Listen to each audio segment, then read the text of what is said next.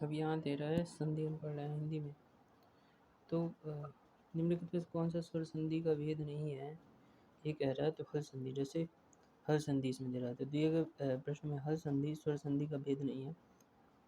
मूल रूप से स्वर संधि के 5 भेद होते हैं, जैसे दीर्घ, गुण, अयादि, वृद्धि और यण संधि। आपका संधि विच्छेद में यदि किसी वर्ग के प्रथम वर्ण में से परे कोई अनुनासिक वर्ण हो तो संधि करते समय प्रथम वर्ण के स्थान पर उसी वर्ण का कौन सा वर्ण हो जाएगा आपका, यहाँ पर उसी वर्ग का अनुनासिक अर्थात पंचम वर्ण होगा आपका। ठीक है।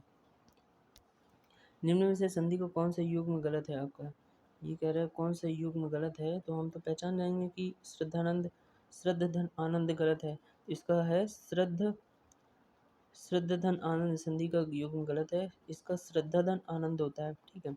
जैसे अनुदित का अनुधन उदित होता है। अवनींद्र का अवनिधन इंद्र होता है। बुद्धा का भूधन उद्धार होता है, बुद्धा। ठीक है। यदि आ और या के बाद ई और ई आए तो मिलकर ए हो जाते हैं। यह स्वर संधि कहलाती है आपका कौन सी संधि, गुण संधि आपका कहलाती है। जैसे यदि आ के पश्चात ई छोटी ई छोटा ऊ बड़ा ऊ और ए आए तो दोनों मिलकर ए ओ अर हो जाते हैं। गुण संधि का अंतर्गत अर्थात देवधन इंद्र देवेंद्र, देवधन ईश देवेश, देवधन ऋषि देवर्षि। संधि के कितने भेद होते हैं आपका, 3। ठीक है। स्वर संधि, व्यंजन संधि, विसर्ग संधि। दो निकटवर्ती वर्णों के परस्पर मेल से जो परिवर्तन होता है उसे क्या कहते हैं आपका, संधि आपका। ठीक है। निम्न में कौन सा कथन गलत है आपका, जैसे दो वर्णों के मेल से होने वाले विकार को संधि कहते हैं। दो स्वरों के मेल से उत्पन्न होने वाले विकार को स्वर संधि कहते हैं। व्यंजन के स्वर अथवा व्यंजन के मेल से उत्पन्न विकार को व्यंजन संधि कहते हैं।